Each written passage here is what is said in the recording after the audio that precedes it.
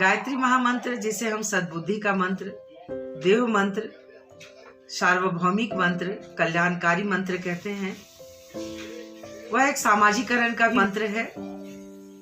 क्योंकि कोई भी बच्चा जब जन्म लेता है तो न तो वह सामाजिक होता है और न ही असामाजिक होता है। वह केवल हाड़ मांस का पुतला होता है। न वह संस्कृति को जानता है, न सभ्यता को जानता है। लेकिन जिस महामंत्र के सीखने से, जिस महामंत्र के कहने से उसका सामाजिकरण होता है, वह वास्तव में मानव को महामानव बनाता है। हमारे जीवन में हमारा परिष्कार करके, हमारे सद्गुणों का विकास करके, हमारे संपूर्ण व्यक्तित्व का विकास। बचपन से ही मेरे मन में एक प्रश्न उठती थी कि भारत जैसे देवभूमि, जहाँ मनुस्मृति में कहा गया था यत्र नार्यस्ते पूज्यन्ते रमन्ते तत्र देवता, वैसे देश में आज भी स्त्रियों की पहचान एक पुत्री, एक पत्नी, एक माँ, बहन, बेटी के रूप में होती है।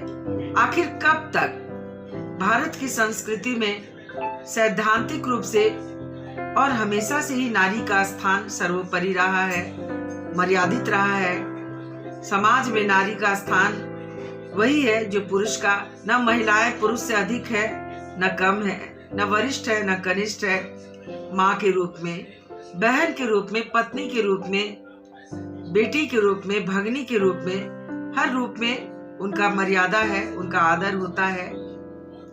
और समाज में आज ये स्थिति है कि जो नारी समाज में हमारी इतनी श्रेष्ठ थी, इतना तक कि हम अपने राष्ट्र को भी माँ कह करके बुलाते हैं, भारत माता।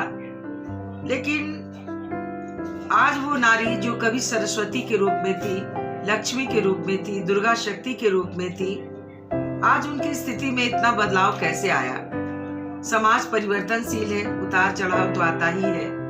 हम देखते हैं कि कैसे समय पलटा खाती है।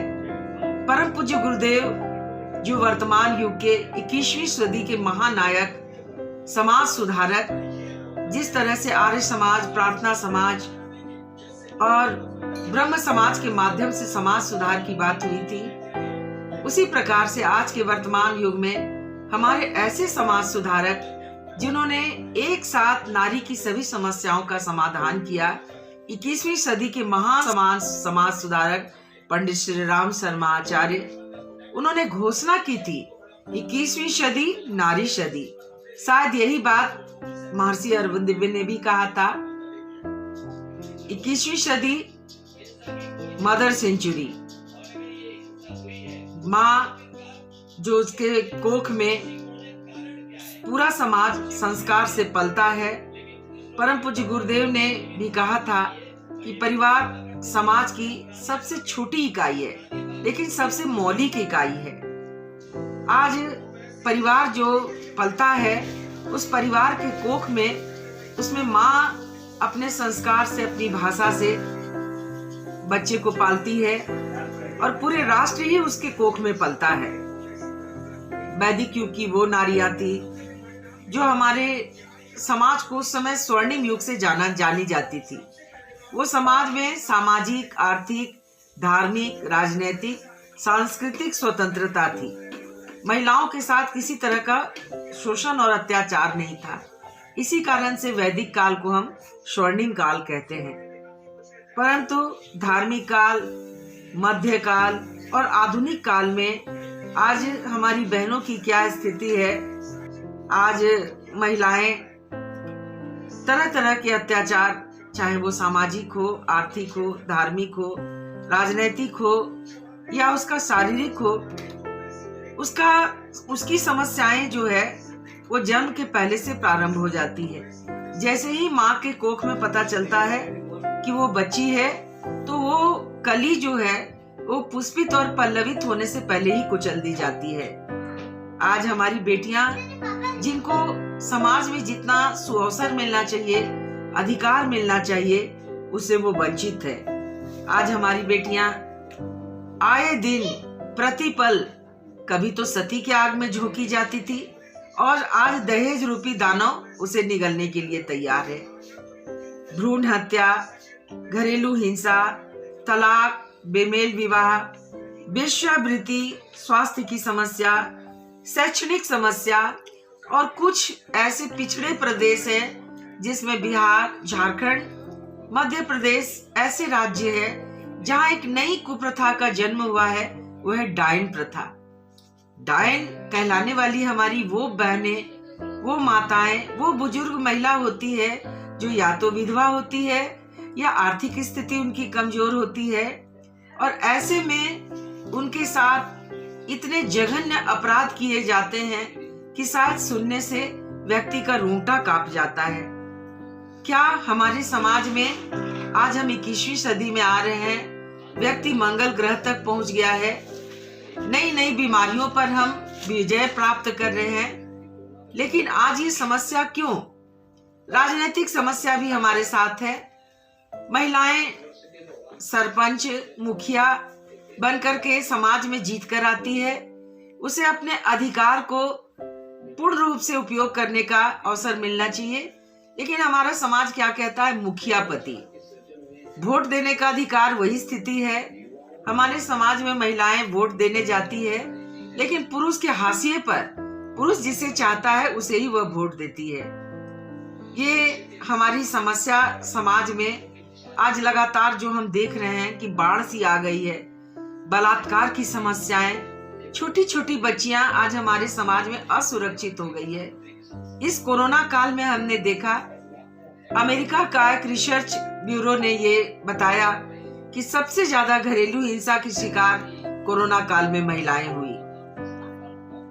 लेकिन एक तरफ तो हमारी वो महिलाएं हैं जो हमारे देश में आज भी समस्याओं से ग्रसित जीवन जी रही है, कुप्रथाओं की शिकार है, तरह तरह से उन्हें अशिक्षा के कारण तरह तरह के शोषण और अत्याचार सहने पड़ते हैं। अगर शिक्षा का विकास हो तो महिलाओं में जागरूकता आएगी, महिलाओं में आत्मनिर्भरता आएगी, और जैसा कि हमारे गुरुदेव ने कहा है, हमारे साक्षात महाकाल की बात कभी भी झूठ नहीं हो सकती है। हमारा दृष्टिकोण नहीं बदला, हम नहीं बदल पा रहे हैं, हमारा विचार नहीं बदल पा रहा है, इसलिए हमें नहीं दिख पा रहा है कि महिलाओं में क्या क्या बदलाव आया। अगर आप पैनी दृष्टिकोण से देखें तो निश्चित रूप से आज हमारी बहनें आगे बढ़ रही है। आज महिलाओं में जागरूकता आ गई है। आज शिक्षा के क्षेत्र में, रोजगार के क्षेत्र में, आर्थिक क्षेत्र में, राजनीतिक क्षेत्र में, प्रशासनिक क्षेत्र में, सभी क्षेत्रों में, सेना के तीनों थल, जल सेवा, थल सेवा, वायु सेवा, तीनों में महिलाएं अपना योगदान दे रही है। खेल के क्षेत्र में भी हमारे महिलाएं जो है वो कांस्य पदक, स्वर्ण पदक, ये सब ला करके हमारे देश का, राष्ट्र का गौरव बढ़ाई है। और सबसे ज्यादा खुशी मुझे तो तब हुई जब मैं 26 जनवरी के परेड को देख रही थी, और जब मैंने देखा कि शिवांगी सिंह जैसी हमारी कन्या, हमारी बेटी, हमारी बहन राफेल जैसे लड़ाकू विमान को जब वो इस पर उड़ा रही थी, तब मुझे लगा कि निश्चित रूप से गुरुदेव का सपना सत्य हो गया कि 21वीं सदी नारी सदी। उसी प्रकार से सौंदर्य के क्षेत्र में आज विश्व रिकॉर्ड बनाने वाली हमारी बेटी, खेल के क्षेत्र में मेरी कॉम है, और बहुत सारी हमारी बेटियां ऐसी है जो पूरे भारत का पताका पूरे विश्व में लहरा रही है। मैं अपनी इस कन्या कौशल शिविर के माध्यम से अपनी बेटियों में ये जागरूकता लाना चाहती हूँ। मैं ये कहना चाहती हूँ कि आप में दुर्गा शक्ति है। एक तरफ दुर्गा शक्ति के माध्यम से आप अपनी सुरक्षा को स्वयं कायम करें। सुरक्षा या अधिकार भीख मांगने से नहीं मिलता है। आपको कितना देर किसी का हाथ पकड़ के आप चलेंगे? ना तो हमें ये कानून दे सकता है, ना ही हमें प्रशासन दे सकता है। हम अपनी शक्ति को पहचाने और अपनी सुरक्षा स्वयं करें। जब तक हम अपनी शक्ति को नहीं पहचानेंगे, हमारे साथ शोषण अत्याचार होता रहेगा। हर निर्भया एक दिन पैदा लेती रहेगी और उसका बलात्कार होते रहेगा। हर चीरहरण होते रहेगा द्रौपदी का। इसलिए हमें आवश्यकता इस बात की है कि कृष्ण की शक्ति को हम अपनाएं। एक तरफ दुर्गा शक्ति के माध्यम से शक्ति अर्जित करें और दूसरी तरफ माँ गायत्री की साधना, गायत्री महामंत्र के माध्यम से हम अपनी सद्बुद्धि को जागृत करें। क्योंकि आज हमारे अंदर जो 16 संस्कार विद्यमान थे, वो संस्कार विलुप्त होते जा रहे हैं। हमारी बड़ी दीदी डॉक्टर गायत्री शर्मा, जिनके सानिध्य में पूरा विश्व अवगढ़े संस्कारवान पीढ़ी के माध्यम से परम पूज्य गुरुदेव का सपना जो था मनुष्य में देवत्व का उदय और धरती पर स्वर्ग का अवतरण, इनको साकार कर रही हैं। और हमारी बेटियां, हमारी बहनें अपनी दीदी के साथ हाथ में हाथ मिला करके हम लोग गुरुदेव के सपने को साकार करने चले हैं। क्योंकि संस्कार व्यक्ति की सबसे बड़ी संपत्ति है और गर्भ से जब हम इसे बच्चे में धारण करवाते हैं तो निश्चित रूप से वो कल होकर के देव मानव बनेगा ही। हमारे साहित्यकार ने कहा था, किसी साहित्यकार ने हमें कहा था कि अबला जीवन हाय तुम्हारी यही कहानी, आंचल में है दूध और आंखों में पानी। नहीं, मैं इसे नहीं मानती हूँ। अबला नहीं हूँ मैं संपूर्ण शक्ति से भरपूर हूँ। मैं अपना सर्वांगीण विकास स्वयं कर सकती हूँ, अपनी सद्गुणों, अपनी पात्रता को बढ़ाकर। मैं जयशंकर प्रसाद की इस भाव को चरितार्थ करना चाहूंगी। नारी तुम केवल श्रद्धा हो, विश्वास रजत नग पगतल में, पीयूष स्रोत सी बहा करो जीवन के सुंदर समतल में। मैं अपनी आदर्श महारानी लक्ष्मीबाई के आदर्श को अपनाना चाहूंगी और अपनी बेटियों को मैं राष्ट्र की शक्ति संदेश दे। आप जैसा चाहेंगी वैसा समाज बनाएंगी, आप जैसा चाहेंगी वैसा परिवार बनाएंगी। आप कहीं किसी से कम नहीं है। हमें स्वतंत्रता चाहिए, लेकिन हमें उच्च श्रृंखलता नहीं करनी है। मैं लक्ष्मीबाई के 2 पंक्तियों के साथ अपनी बेटियों को संदेश देना चाहूंगी। सिंहासन हिल उठी राजवंशों की, भूकूटी की तानी थी, बूढ़े भारत में भी आई फिर से नई जवानी थी, खूब लड़ी मर्दानी वह तो झांसी वाली रानी थी।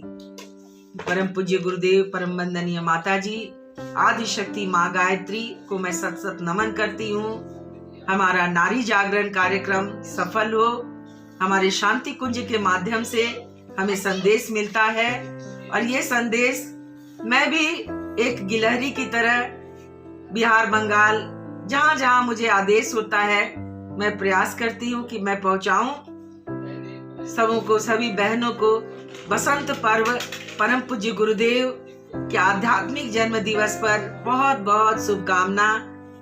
धन्यवाद।